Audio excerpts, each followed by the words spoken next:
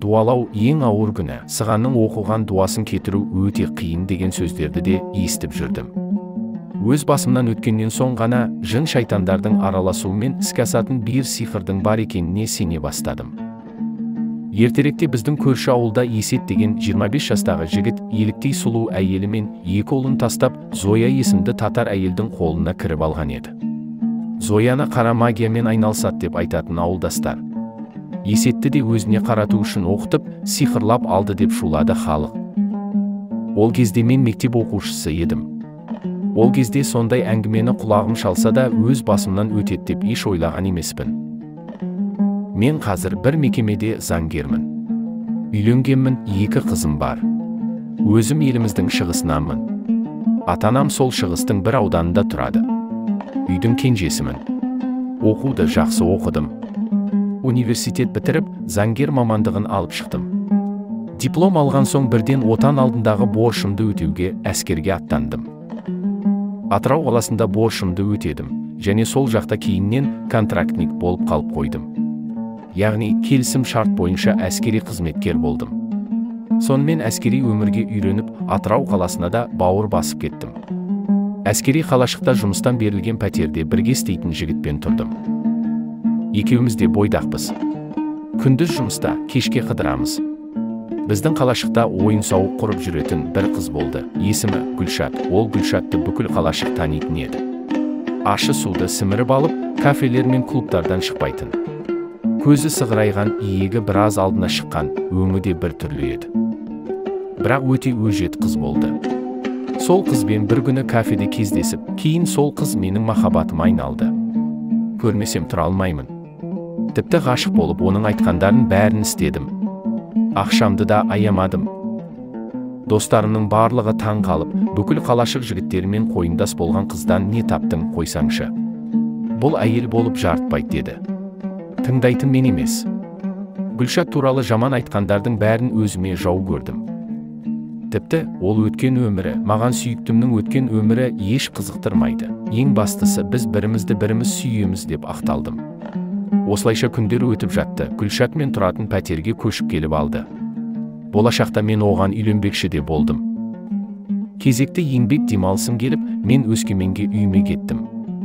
Ауылға барған соңда Гүлшатты 1 минут есімнен шығара алмай, күні-түні телефон тұтқасына жабыстым. Мені сағынып құрақ ұшқан атанам көңіліне де мән бермедім.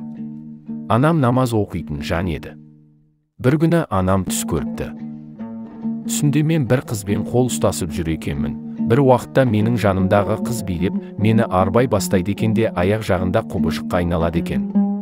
Анам түс көрген соң бірден секем алып, ауылда Күлзи деген бақсы әжейге барады. Ол кісі мені ертіп алып кел депті. Мені қоярда қоймай анам сол кісіге алып барды. Басында қарсы болсам да анамның көңілін қимай бардым. Ол әжей маған, балам сені бір әйел адам орысқа барып, өзіне қарату үшін дуалаған деді. Мен ол сөзге күліп шығып кеттім. Анам қоярда қоймай әжейдің берген суын іштіртіп, қағазға жазылған дұғасын басыма жастап қойды. Осылайша еңбек демалысым бітіп, Атырауға кеттім. Тағы да бұрынғысынша өмір басталды. Сүйіктіммен ажырамай, жақсы көруімді тоқтатпадым. Бір күні қызмет бабымен мені сапарға Алматыға жіберді. Ұшаққа билет алып, Гүлшатпен қоштасып, Алматыға жүріп кеттім.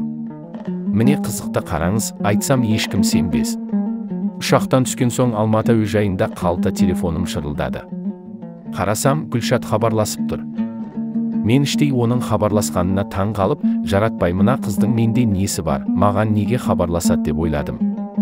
Телефоннан суық сөйлестім. Алматыда жүргенде сүйіктімді мүлде ойлаған емеспін. Ол өзінше қайта-қайта хабарласып қоймады.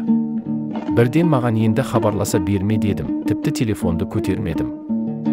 3 күннен соң Атырауға қайтып келдім. Қасымдағы досыма болған оқиғаны түгел айтып бердім. Өзімнің қылығыма ұялдым. Оларға ұрсып қоямын, маған неге дұрыстап ақыл бермедіңдер деп. Олар, сен бізді тыңдамақ түгілі бізден қашатын болдың ғой деп күледі. Сүйіктіме бірден кесіп маған жоламауын және бірге тұра алмайтынымды айттым.